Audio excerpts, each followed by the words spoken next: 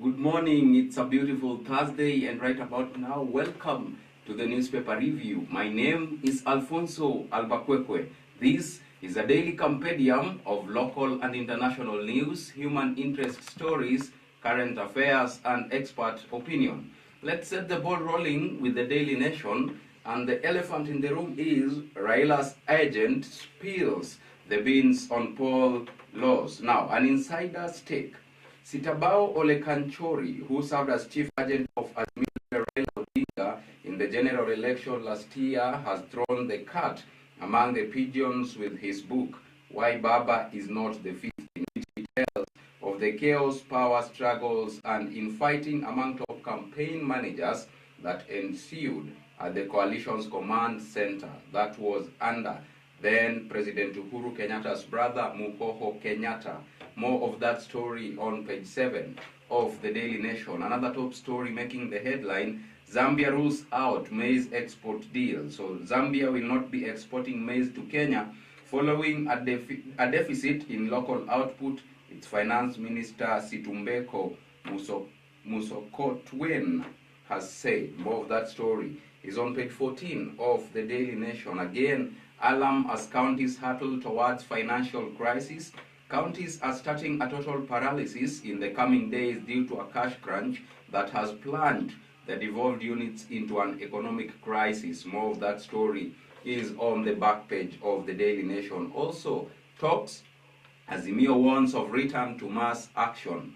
They vow to resume street protests if rivals frustrate their demands. Let's take a look at the stories that are making the headlines inside the Daily Nation. Now, on page 2, Nairobi drama, film champions set for KICD's winners concert. Riara Springs of Afajerico and Nairobi Milimani Secondary among the winners. More of that story on page 2 of the Daily Nation. Moving on swiftly to page 3, MPs put Kindiki to task over insecurity, police brutality. Minister on the spot over increased use of live bullets by police to deal with protesters. Legislators seek answers on killings witnessed in the country. And CS Kithure Kindiki says, is shoot to kill order acceptable under Kenya Kwanza regime? Do the police respect the constitution on the right to picket? That is Mr. Robert Mbui. Now, on the cover page of the Standard, there's no shoot to kill order on crowds. That is a sentiment by CS Kithure Kindiki. We'll take a look at that later on. More of that story is on page 3 of the Daily Nation. We take a look at page 4. Raila Camp fires final warning shot to Ruto over talks. They vow to return to mass action if rivals frustrate their demands. Eugene Wamalwa, in regards to that, said, quote unquote, if in the course of these talks we realize that Kenya Kwanza are not serious, then we will have no choice to revert the mass action. More of that story is on page 4 of the Daily Nation. Page 5, MPs train guns on Kenya Power IPPs over high cost of electricity. House blames expensive deals with producers, demand probe into contracts. More of that story is on page 5 of the Daily Nation. On page 6, agency seeks audit of 4 billion KPA pension scheme project. War on draft. So audit will look into financial dealings and job contracts in project within Nairobi's South Sea suburb. More of that story on page 6. On page 7, Tower of Babel, vote hunt team that cost Raila the presidency. Tell a book. Some of Mr. Kenyatta's senior government officials remained disinterested in campaigning for Mr. Odinga. I think this is in regards to the book that was launched yesterday, Why Baba is Not the Fifth. So you can grab your copy of the Daily Nation. You will get that story beefed up for you on page 7. Moving on swiftly to page 8, Ruto names Kirocho deputy police boss in key changes. So DCI Director of Investigations, Eliud Kipkoech Lagat, named the new GSU commandant. More of those stories on appointments are beefed up for you on page 8 of the Daily Nation. Let's take a look at concern. This is on page 10. Expel arsonists to check school fires, say parents.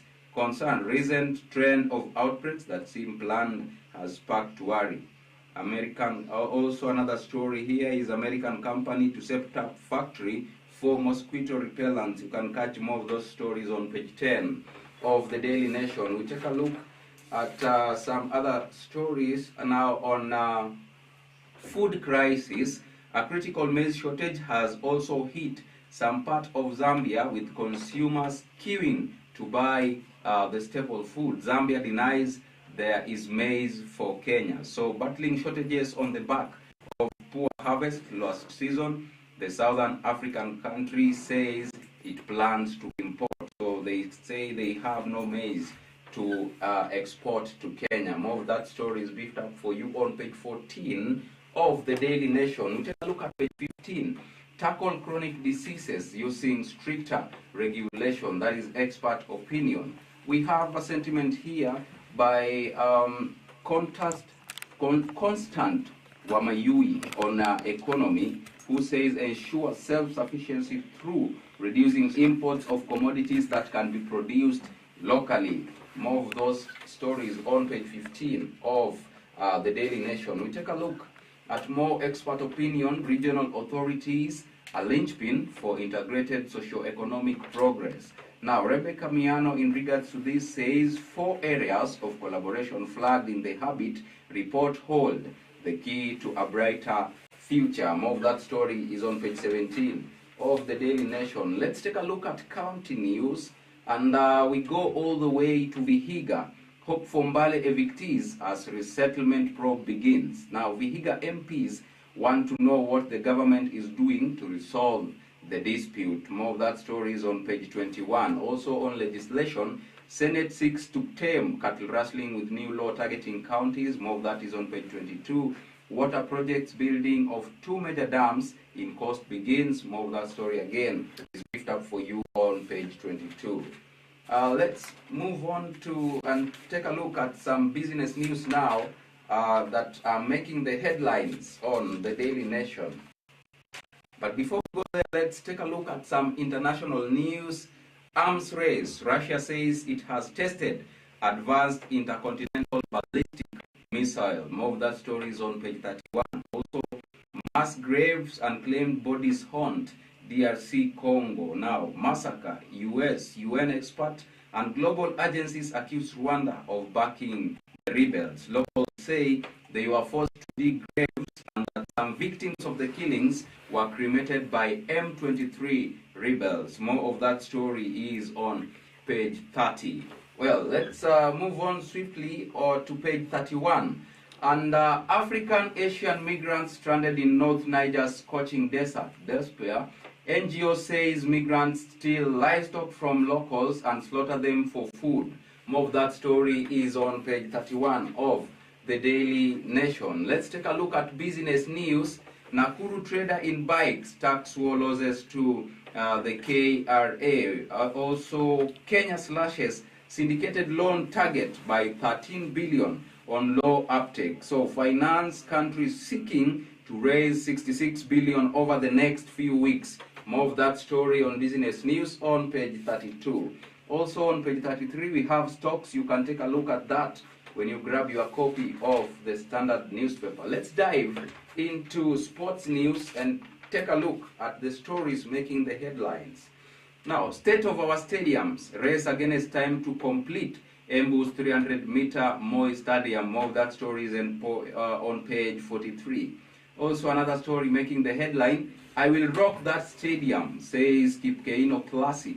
More big names to grace May 13th World Athletics Continental Gold Tour meet. You can read more of that story on page 40 of the Daily Nation. Also on page 41, male chess player who faked he was a woman faces lengthy ban. Chess Kenya to deal with case once formal complaint by body's ex-co is filed. More of that story on page 41. Let's take a look at some football now.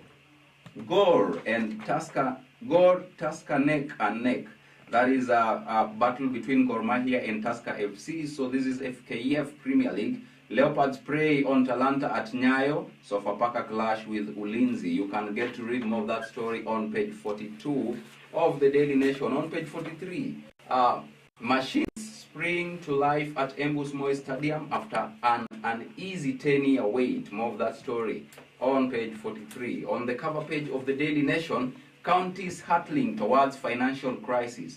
No money, devolved units are owed 92.5 billion for January, February and March according to a breakdown by COG, that is Council of Governors. At a glance, the devolved units are owed billions, and in numbers it is 93 billion Kenya shillings. And yeah, you can get to read more of that story on the cover page of the Daily Nation. That brings us to the end of the top stories making the headlines on the Daily Nation. We are taking a short commercial break. We are still coming back with more stories making the headlines on the Standard newspaper. Don't go away, because the best is yet to come.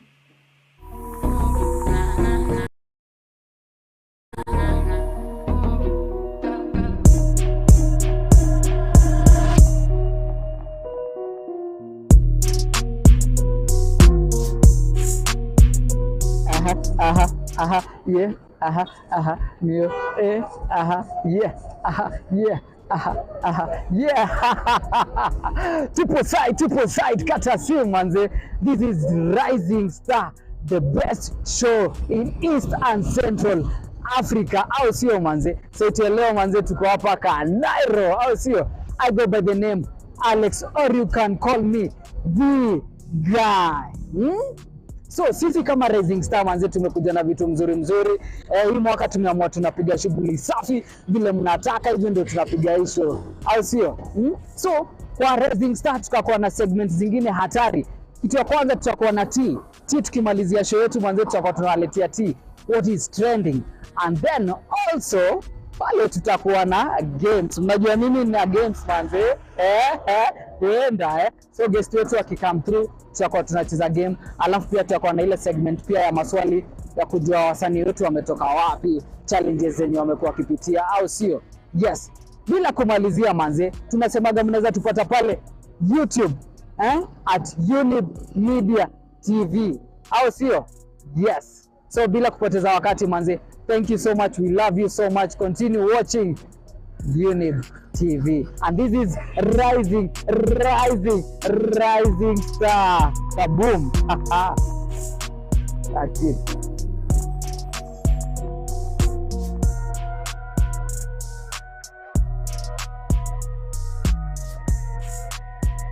In 1889, boxes that could reproduce sound were invented. Forget about history. Younib Music Studio is equipped with the latest technology and staffed with experienced sound engineers who will make your experience fun, engaging, groovy and fulfilling as your music dreams become a reality. We offer music recording, commercial adverts, skizzer tunes, podcasts and voiceovers. We are located inside Syker along Kangondo Road, and you can also reach us on our social media platforms on Younib TV on Instagram and Younib Media on Facebook, or call us on 0719144144. Younib, ever the best.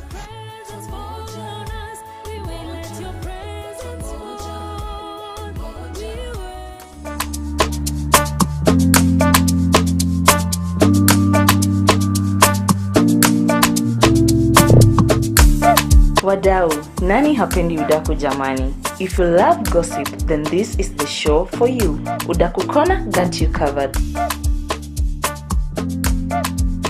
Join us for some good music, celebrity gossip, movies corner, memories corner, lifestyle corner, and meme of the week. This and every Friday from 5:30 p.m. to 6:30 p.m. Tupatane Udaku Corner, only on Younib TV. Mimi ni mdaku. Je wewe? Hi, my name is Wambui Mongai. I'm an editor and a host at Younib Breakfast Show. My favorite memory about Easter, we first wake up in the morning with my family, my brother and my mom and dad, go to church, and then after church, hey, if you've never seen a mother's cooking, mine can cook. We eat and enjoy her meals while we are watching the Easter movies, the Passovers, then the Resurrections and whatever. I wish I could go back to that time when I was little. From me to you guys, happy Easter. I wish you well. Na Yesu resurrect with him too.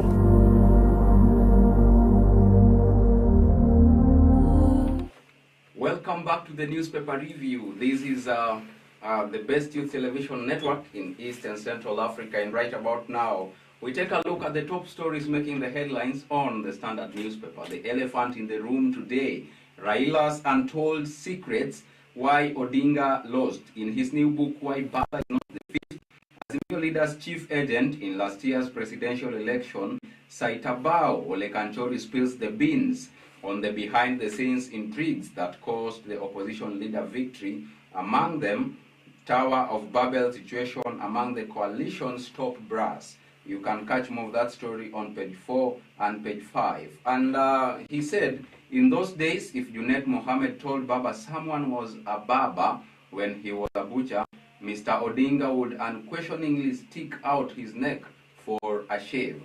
You can get to read more of those stories on page 4 and page 5. Also on national news, there's no shooting to kill order on crowds.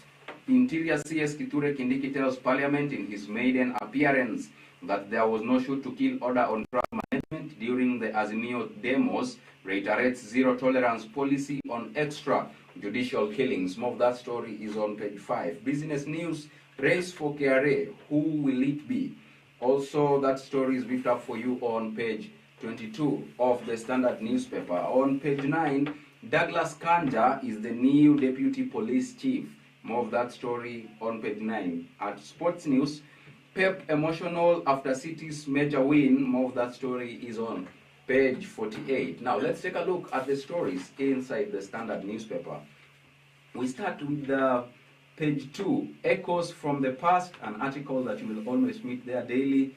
Today, it's about the day Njonjo accused Kenyans of breeding like rabbits. You can catch more of that story on page 2 of the Standard newspaper. On page 3, bank ordered to pay client 67 million Kenya shillings for misleading her. Family Bank misled a woman to guarantee a client's 3 million shillings LPO financing, which was defaulted.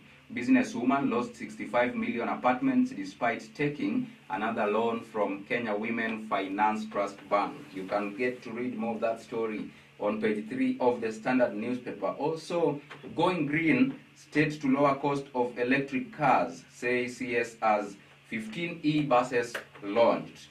So you can also get more of that story on page 3 of the Standard newspaper. We take a look at page 4, how we lost. Raila's election chief agent pens damning expos. Kanchori says they ran a disorganized campaign.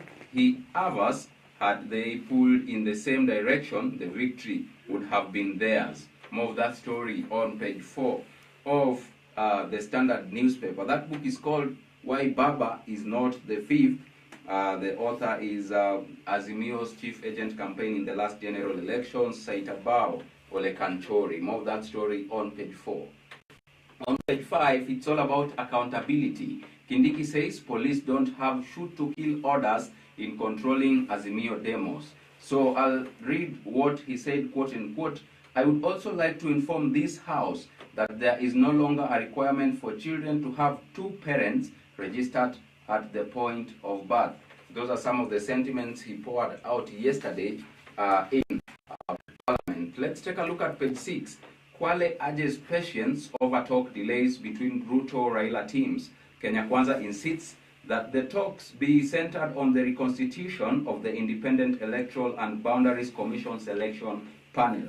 Azimio is agitating for immediate lowering of the cost of living and a forensic audit of the IEBC servers used before, during, and after the 2022 presidential elections. More of that story is on page 6 of the Standard newspaper. Let's move on swiftly to page 8. What must we do to stabilize our politics, get the economy moving? Kenya's patience is wearing thin with all the fiscal blame games and economic fairy tales. What we need is a whole of government approach if we hope to fix the country. More of that story is on page 8 of the Standard newspaper. We take a look quickly at what we have on page 12. Doctors issue 7-day strike notice, accuse the government of neglect. Union says healthcare workers cannot continue working without pay. Official laments failure to hire more medics despite large pool of graduates. More of that story is on page 12. Also on agriculture, long queues, short tempers as farmers struggle to buy fertilizers. Long queues have become a daily occurrence at the National Cereals and Produce Board depot in Thika as farmers from surrounding sub-counties scramble for subsidized fertilizer. More of that story on page 12. On page 13, Mombasa on high alert over rotavirus outbreak. Now, 3 children admitted at Coast General Hospital have tested post for rotavirus. Disease causes diarrhea, vomiting, fever, dehydration in children. More of that story is on page 13 of the Standard newspaper. We move on swiftly to page 14, opinion, and beyond words. Time for Kenya Kwanza, Azimio to lay their cards on the table. Now, members privileged to present their cases during the bipartisan talks should put everything on the table. They should begin with whatever they consider most important and close to their hearts. More of that story is on page 14. On page 15, the question is, should government borrow to pay civil servants? This is in line to what our big question for the day was yesterday. So we have Mary Wavinya, who is an economy commentator. She says yes to this. Workers are feeling the pinch. On the contrary, we have John Pasaka, who is a city businessman, who says no, and his sentiment is it would be unwise to do so. You can get to read more of those opinions on page 15 of the Standard newspaper. Let's take a look at page 16. Handshake would work against Raila and opposition once again. After the hotly contested presidential elections of 2022, there are calls from the Azimio la Umoja coalition and other non-state actors for dialogue, ostensibly to bring the country together after an election that divided it right down the middle. You can catch more of that story on page 16. Also on the Reader's Corner, empowerment, neglect of boy child to blame for rise in drug abuse, gangs, and misuse youths by politicians. You can get to read more of that on the article Reader's Corner on page 17. Again, hot on Twitter, Wandai falls Kenya Kwanza. Now, these are some tweets that made headlines yesterday, and we have the first one. I'll sample a few. The Standard Kenya says, Kenya Kwanza Alliance on Tuesday, April 11th, revealed 7 lawmakers who will take part in bipartisan talks with their counterparts in the Azimio la Umoja One Kenya coalition. Robert Alai, on the other end, says Kenya Kwanza insults the talks when they put an Azimio MP as a part of their bipartisan team. There's a Jubilee MP who was named by Kenya Kwanza to join a list of legislatures who are going to have the bipartisan talks with the Azimio la Umoja or the opposition government. You can get more of those tweets on page 17 of the Standard newspaper. Let's now take a look at county news. And the story making the headline here is puzzle of junior employees. 25 million Kenya shillings salary raises queries. March payslip showed the staff at Ekerenyo Market was paid 25 million shillings in special allowance. Human Resource Director termed the pay an error, but some staff blame incompetence and corruption. You can read more of that story on page 19 of the Standard newspaper. Let's take a look at page 20. Locals protest invasion of disputed ADC land. A section of farmers in Ndabibi, Naivasha, have blamed senior government officials for the rising cases of land invasion. More of that story on page 20. Also, 18 billion project to mitigate drought effects in region. The project is expected to enhance the climate resilience of pastoral communities. Kenya is among 4 countries in the Horn of Africa that will benefit from the project. Let's move on to page 21. Battle to remove Jobs Board members hots up in Assembly. Assembly postpones petition hearing on legal technicalities amidst confrontations. Petitioner wants board members removed over claims of gross misconduct. You can get to read more of that story on page 21. Let's take a look at business news. Race for KRA corner office hots up amid treasury cash crunch. Board asks those interested to send applications by April 26th. Seat fell vacant in sweeping executive changes made by President Ruto in February. More of that story is on page 22 of the Standard newspaper. Let's move on to some shipping and logistics. Kenya woos Burundi amid competition from Dar Port. Mombasa Port faces competition from the Port of Dar es Salaam, Port of Djibouti, and Port of Durban in South Africa. More of that story is beefed up for you on page 24 and page 25 of the Standard newspaper. Let's now take a look at some international news. Which way East Africa's battle over culture and homosexuality? Many politicians have often used homosexuality narratives to deflect the public from real issues. Some believe the West is trying to shove the homosexuality agenda down the throats of Africans. More of that story is beefed up for you on page 27. On page 28, on hand for businessman behind $1 billion scam. Now, the majority of victims of a cryptocurrency trading scam sign after seeing an ad on social media. Some victims are instructed to download software that allows the scammer to remotely control their PC and place trades for them. You can read more of that story on page 28 and page 29 of the Standard newspaper. On to some article, the real estate pros and cons of subsidized housing. You can get to read more of that story on the article Real Estate, beefed up for you on page 31, 32, moving all the way to page 39 of the Standard newspaper. Also from page 40, it's all about focus on SMEs. That article is beefed up for you on page 40 and on page 41 of the Standard newspaper. Let's now take a look at the sports news, and now we start with UEFA. Pep emotional as Manchester City deliver statement win. That story is beefed up for you on page 48. Also on sports news, Shelly Ann ready to entertain her fans in Nairobi once again. Pocket Rocket says she will be back in Kenya for the Kip Keino Classic. Three-time Olympic champion promises fireworks in 100-meter race. Also, Western Region rule Katiso Games at Nyayo. Now, Western Region were crowned the overall winners as curtain fell on Kenya Association of Technical Training Institutions Sport Organization National Athletics Championships at Nyayo Stadium yesterday. More of that story is beefed up for you on page 45. Also, moving on to page 46, why Ndolo shifted allegiance to Kenya after 15 years in Germany. Fencing athlete hoping to be the first woman to represent Kenya in the sport. She is top-ranked woman in Africa and has technically qualified for Paris 2024 Olympics. More of that story is on page 46 of the Standard newspaper. On page 47, it's all about football. Manchester United suffer Rashford blow as Sevilla come calling. Rashford ruled out of tonight's Europa League quarters with muscle injury. Juventus face acid test against visiting Sporting. For football enthusiasts, more of that story is beefed up for you on page 47 of the Standard newspaper.